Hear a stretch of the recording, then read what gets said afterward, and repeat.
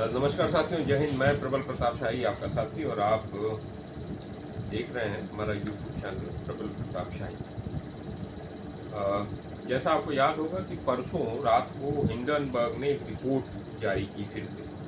ये वही हिंडनबर्ग है जिसने 2023 के जनवरी में भी एक रिपोर्ट जारी की थी, जिसमें अडानी की कंपनियों के बारे में जानकारी दी, कैसे शेल कंपनियां बना के यानी फर्जी कंपनियां बनाकर विदेशों में मॉरिशस और बहामास और बाकी और देशों में किस तरीके से पैसा लगाया गया था और वहाँ से पैसा लगाने के बाद उस पैसे को रूट करके पहले भारत से पैसा वहाँ गया उन शेल कंपनियों और फिर उसी मॉरिशस और उसी रूट से अडानी के शेयर्स को खरीदा गया और अडानी के शेयर्स के दाम को बढ़ाया गया।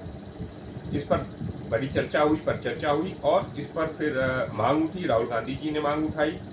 फिर ये जांच सेबी कर रही थी। सेबी ने आकर सुप्रीम कोर्ट में मामला किया, सुप्रीम कोर्ट में आकर कहा कि इसमें हम कुछ पा नहीं रहे हैं, ये वो सारी चीज़ें उसने आके। अब जो दूसरी रिपोर्ट आई है 18 महीने बाद, वह यह है कि सेबी के जो चेयरमैन हैं इस समय माधवी बुच और उनके पति धवल बुच, इन दोनों लोगों का जो मॉरिशस की में जो शेल कंपनी है जिसमें अडानी के भाई विनोद अडानी हैं, वही सबसे बड़े किंग पिन हैं। वहाँ पर वो पैसा जो है वहाँ पर है, उनका भी शेयर उसमें है। इसीलिए मुझे लगता है कि सेबी जांच नहीं कर रही थी, यानी जिसे जांच करना था वो स्वयं जो है उसमें शामिल था। यानी जिस नरेंद्र मोदी ने काला धन की बात की थी, शेल कंपनियों का काम होता है काले धन को सफेद करना। मैं आपको बता दे रहा हूँ। तो यानी जो काला धन है वो भारत से चला, वहाँ पहुँचा बहामास में, मॉरिशस में, फिर वहाँ से वापस साइप्रस से और फिर वापस जो है उन कंपनियों के माध्यम से अडानी की कंपनियों के माध्यम से फिर अडानी के शेयर खरीदे गए। इस पर हमारे साथ हैं पर चर्चा में शामिल होने के लिए हमारे साथी अतर सिंह जी हैं और हमारे उमाशंकर भाई हैं। और इस पर मैं अब कहूँगा कि इस पर क्या होना चाहिए। अतर सिंह। प्रबल जी, देखिए जैसे आपने बताया कि लास्ट ईयर जब ये रिपोर्ट आई, हिंडनबर्ग की रिपोर्ट आई, तो उस समय राहुल गांधी जी ने जेसीबी की मांग करी थी, जेपीसी की मांग करी थी कि लोकसभा में जो है कि जेपीसी इसकी बने और इसकी वो जांच करे। तो ये मांग करते हुए बार बार वहाँ पे जो है लोकसभा, वहाँ पे जो है हर बार वहाँ पे जो लोकसभा अध्यक्ष थे तो वो वहाँ पे जो है उसको जो है डेली जो है आउट कर देते थे कि भाई इस पर कोई इसकी मांग नहीं मानी जाएगी। तो मतलब पूरा जो है सत्र जो है ऐसे ही चला निकाल दिया और ये मांग करते हुए फिर ये जो है चलेगी मांग जो है सुप्रीम कोर्ट के अंदर। तो सुप्रीम कोर्ट ने जो है बोला कि भाई ये जो है ये करनी तो पड़ेगी है। तो सुप्रीम कोर्ट ने भी ये जेपीसी की मांग तो उन्होंने नहीं मानी, लेकिन उन्होंने बोला कि इसकी जांच होनी चाहिए और जांच का जो है वो दे दिया इनको, जो है सेबी को ही दे दिया। तो सेबी ने कुछ दिन में रिपोर्ट जारी करी कि भाई ये दायरा, इसमें कुछ गड़बड़ तो है। गड़बड़ उन्होंने मानी थी उस समय भी, लेकिन उन्होंने बोला कि ये जो जांच है ना, बहुत दायरा इसका बहुत ज़्यादा बढ़ जाएगा और ये हमारे बस की बात नहीं है। ऐसा उन्होंने ऐसा कह करके इस जांच को खत्म कर दिया। उमाशंकर भाई, आपको क्या लगता है इसमें? देखिए भाई साहब, मैं प्रबल जी मैं आपको बताना चाहता हूँ, आपने एक बात कही कि इसमें शेल कंपनियाँ किसकी हैं। जो शेल कंपनियों की एक लिस्ट आई है, पहले तो उन कंपनियों की जांच हो कि वो कंपनियाँ किसकी हैं और किसके नाम पर हैं। फिर उनको किसने वो जो पैसा दिया उस व्यक्ति की जांच हो, और ये बहुत गंभीर विषय है और पूरे देश को ये पता चलना भी चाहिए कि ये शेल कंपनियों में किसके शेयर हैं और ये जो पैसा गया है 20,000 करोड़ रुपए जो हमारे आदरणीय राहुल गांधी जी ने बताया है पूरे देश को, वो पैसा किसका है और ना सिर्फ किसका है, और वो पैसा आया कहाँ से, और वो उसमें डाला किस तरह गया, उसमें कौन कौन लोग शामिल हैं। इस चीज़ का पूरा खुलासा होना चाहिए जिसको ये देश जानना चाहता है। और जेपीसी की जो मांग अभी बताया हमारे अतर सिंह जी ने, वो ज़रूरी है क्योंकि उसको कोर्ट ने भी माना है, वो बहुत ज़रूरी है। उससे ये खुलासा होगा और कुछ तथ्य जरूर निकल करके सामने आएंगे। मुझे लगता है कि जो बात अभी अतर सिंह जी भी कह रहे थे और जो बात अभी उमाशंकर भाई भी कह रहे थे, जेपीसी की में जॉइंट पार्लियामेंट्री कमेटी की मांग उठी, राहुल गांधी जी ने उठाई थी, पिछली बार भी उठाई थी, लेकिन पिछली बार में इनके पास बहुमत था ज़्यादा, इसलिए इन लोगों ने इस बार जेपीसी की मांग नहीं मानी। लेकिन जो सेबी है, जो स्वायत्त संस्था है, जिसका प्रमुख व्यक्ति एक निष्पक्ष व्यक्ति होना चाहिए, ये वही सेबी था जिसने सहारा जो अपने आप को एक समय में तुर्रम खान समझते थे, उनको जमीन पर ला कर रख दिया था जब सेबी की बात नहीं मानते थे, इन्वेस्टर्स की बात।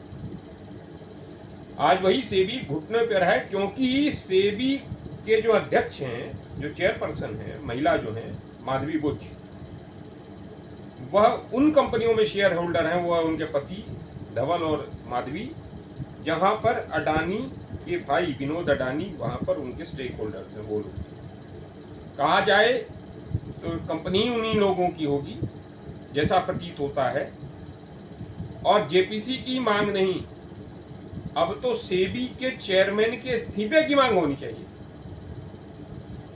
सेबी के चेयरमैन इस्तीफा दे, क्योंकि उन्होंने आके सुप्रीम कोर्ट में झूठ बोला, उन्होंने नहीं बताया कि वो भी शेयर होल्डर हैं उसमें।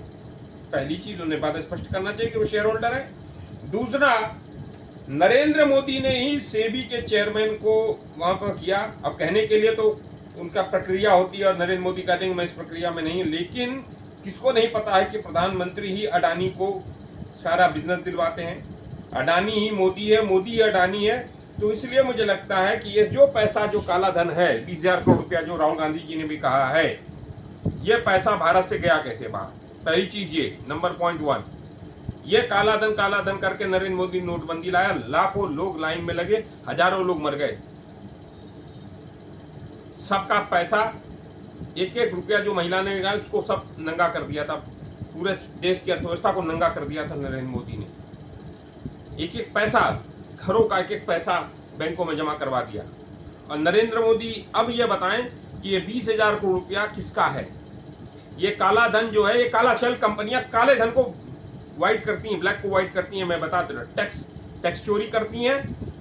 अडानी टैक्स चोरी करता है अपनी कंपनियों, 35 कंपनियां के करीब करीब हैं, उससे टैक्स चोरी होती है। जैसे एग्जाम्पल के लिए चाइना से अडानी पावर के लिए कोई इक्विपमेंट चले और वो आता है पहले दुबई में विनोद अडानी बैठा, उसकी कंपनी को आता है, फिर विनोद अडानी फिर भारत भेजता है। सपोज करिए 1 रुपए का माल चला, दुबई पहुंचा, फिर दुबई से भारत को जो बिलिंग हुई अडानी को ही विनोद 100 रुपये में किया, इसीलिए महंगी बिजली मिलती है। अडानी पावर की महंगी बिजली इसलिए मिलती है, ये कारण है। बिरबल जी, सबसे पहले जब इसकी जांच होने से पहले तो सबसे पहले जो सेबी के चेयरमैन हैं उनको रिजाइन करना चाहिए, और दूसरी चीज वो किनके प्रभाव से हैं। मोदी जी की बात करें, मैं डायरेक्ट मैं मोदी जी का नाम ले रहा हूँ, नरेंद्र मोदी जी का, उनको भी रिजाइन करना चाहिए, क्योंकि ये जांच तब तक हो नहीं पाएगी सही, तब तक ये लोग रिजाइन नहीं करेंगे इसमें। आप क्या कहते हैं इसके बारे में? मुझे लगता है कि नरेंद्र मोदी का इस्तीफा होना चाहिए। अगर देश के साथ धोखा है, ये देश के तमाम इन्वेस्टर्स का पैसा अडानी के कंपनियों में लगता है। क्यों लगता है? क्योंकि अडानी का शेयर बढ़ा दिखता है, जब बढ़ा हुआ दिखेगा तभी तो शेयर होल्डर जाएगा, फिर एकाएक पैसा डूब जाता है। इसमें लाखों इन्वेस्टर हैं, जो छोटे, जो 1,000, 10,000, 20,000 लाख रुपए जिन इन्वेस्टर ने लगाए हैं, उनके तो आज डूब गए पूरी तरीका से। वही तो ये लाखों लोगों के साथ उनके साथ धोखा हुआ है, लाखों लोगों के साथ धोखा हुआ है। बड़ी सही बात कही परमल जी, आपने एक बहुत अच्छे पॉइंट को आपने टच किया है इसमें। अभी आपने कहा कि इसमें सरकार या प्रधानमंत्री इस्तीफा दें, और इसमें उनका इस्तीफा देना बनता भी है, क्योंकि ये पैसा सरकार की शह पे, उसके द्वारा सपोर्ट पे ये पहुंचा है। और इसमें ऐसा प्रतीत होता है, प्रतीत क्या, इसमें ये श्योर मुझे लगता है कि बिल्कुल ये निश्चित रूप से ही सरकार पूरी तरह से इसमें शामिल है, जिस तरह से ये पैसा उन्हें दिया जा रहा है। अब चाहे वो सरकार उनके नाम छुपा रही हो या कुछ तथ्यों को छुपाने की कोशिश कर रही हो, मगर जो पैसा उनको शेल कंपनियों को दिया गया है उसमें सरकार मिली हुई है, पूरी तरह से भागीदार है। और ऐसा भी प्रतीत होता है कि सरकार के भी शायद कहीं ना कहीं शेयर, या उनके किसी जान पहचान वालों के या उनके लिंक वालों के लोगों के, उनके भी शेयर शामिल हों, ये तो एक जांच का बहुत बड़ा विषय है। इसके तो जब जांच होगी, जेपीसी बैठेगी, तब जाकर के ये चीज़ें स्थिति साफ हो पाएगी। जांच का बहुत बड़ा विषय है। अच्छा, अब सवाल यह है कि ईडी राहुल गांधी जी के घर आना चाहती है जांच करने के लिए, प्रबल जी, और ये बताइए कि ब्लैक मनी को व्हाइट मनी कन्वर्ट, मतलब जो पैसा बाहर जा रहा है उसकी जांच को ईडी करना चाहिए, तो अडानी के यहाँ क्यों नहीं ईडी जा रही है? प्रबल जी मैं ये बता रहा हूँ कि माधवी बुच के घर क्यों नहीं जा रही है ईडी? बिल्कुल। राहुल गांधी के घर ईडी आना चाह रही है। आज जैसा हल्ला है कि आज आएगी, रात बिरात कभी भी आ सकती, शाम को सुबह तब भी आएगी, लेकिन ये ईडी जो है अडानी के घर क्यों नहीं जा रही? गौतम अडानी घर जाए, ये माधवी बुच सेबी के चेयरमैन के पास जाए, क्यों नहीं जा रही? चल मैं ये एक नैरेटिव बनाना चाह रहे हैं, जो मीडिया में अभी हिंडन वर्क चल रहा है उसका ये चेंज करना चाह रहे हैं कि ईडी जब राहुल गांधी के घर पहुंचेगी तो पूरा मीडिया राहुल गांधी के पीछे लग जाएगा कि राहुल गांधी ने क्या चोरी कर रखा है। तो राहुल गांधी के पीछे ये केवल और वो नहीं है, ये नैरेटिव चेंज करने वाली बात है। आपको याद होगा कि जब एक रिपोर्ट आई थी उसकी जब केजरीवाल यहाँ पे को गिरफ्तार किया गया था, तो कौन सी वो थी जो जब केजरीवाल को गिरफ्तार किया गया था तो उस समय वो इलेक्टोरल बॉन्ड का विषय, electoral bond, yes, electoral bond की रिपोर्ट जैसे ही वो प्रसारित हुई तो तुरंत बाद वहाँ पर केजरीवाल को गिरफ्तार कर लिया। तो वहाँ पर केजरीवाल को गिरफ्तार करने का मतलब ये था कि इलेक्टोरल बॉन्ड की वो जो नैरेटिव जो था वो पूरा का पूरा वो केजरीवाल को वो चला गया। तो ऐसे ही आज ये उसको जो है ये चेंज करने वाली बात है। नैरेटिव हिंडनबर्ग की रिपोर्ट जहाँ पे जो है धूम मचा रही है, यहाँ पे पूरा देश का जो है पैसा कूड़ा कर दिया है आज की डेट में इस अडानी और इस अंबानी के चक्कर में। तो इसी तरह से ये जो है वो चल रहा है। मुझे लगता है कि ईडी को अब पहले हम लोग के दफ्तरों पे आने से बेहतर है, राहुल गांधी घर से बेहतर है जाए पहले अडानी घर, और सेबी के चेयरमैन माधवी बुच और धवल बुच के घर पहुंचे, जाए वहां जांच करे डीआरआई क्या कर रहा है, सेबी ईडी क्या कर रहा है, उसके बाद इनकम टैक्स डिपार्टमेंट क्या कर रहा है, सीबीआई क्या कर रही है, हा? लेकिन वहां पर नहीं जाएगी, वहां नहीं जाएगी। कहाँ आएगी? राहुल गांधी जी घर पे आना चाह रही है। स्वागत है, आ जाओ, कोई बात नहीं, चाय पानी पिलाएंगे, चाय पानी नाश्ता होगा, लेकिन सेबी के अध्यक्ष का इस्तीफा होगा और नरेंद्र मोदी का इस्तीफा, जो लाखों करोड़ रुपए का घोटाला, ये महा घोटाला है। नरेंद्र मोदी देश की जनता का पैसा लुटवा रहे हैं, इसके जिम्मेदार नरेंद्र मोदी और कोई नहीं।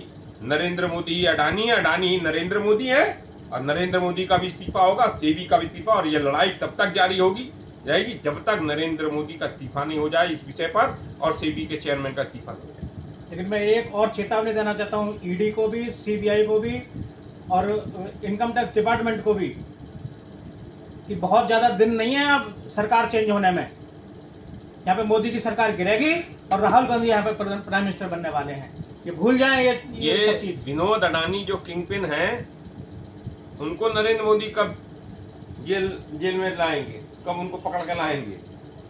नरेंद्र मोदी की मंशा नहीं है ये सब करने की। हाँ बोलिए। लाखों लोगों के परिवारों के जो इन्होंने पैसे हड़पे हैं, जो चोरी किए हैं, जिस तरह से गरीबों के मजलूमों के पैसे इन्होंने बर्बाद किए हैं देश के, उनकी हाय तो इन लोगों को लगेगी ही। और साथ में हमारे नेता आदरणीय राहुल गांधी जी ने जो हिंडनबर्ग का ये मुद्दा छेड़ा है, उससे ये बीजेपी पूरी तरह से छटपटाई हुई है। अभी बरगला गई है। प्रबल जी, अभी आपने बताया कि ये ईडी यहाँ क्यों भेज रहे हैं। ये ईडी इसलिए ही भेज रहे हैं क्योंकि ये छटपटाए हुए हैं, ये घबराए हुए हैं, डरे हुए हैं, क्योंकि देश सारी सच्चाई जान जाएगा। देश के सामने जब सच्चाई खुल करके सामने आएगी तो ये कहीं भी मुंह छुपाने के लिए इन्हें जगह नहीं मिलेगी। यही कारण है ईडी और सीबीआई को ये अपना मोहरा बना करके हमारे कांग्रेस के नेताओं को परेशान करते हैं। फिर से हम मांग उठाते हैं, सेबी के चेयरमैन का इस्तीफा हो, नरेंद्र मोदी का इस्तीफा, और ईडी अडानी और माधवी बुच के घर जाए। धन्यवाद साथी, जय हिंद। जय हिंद।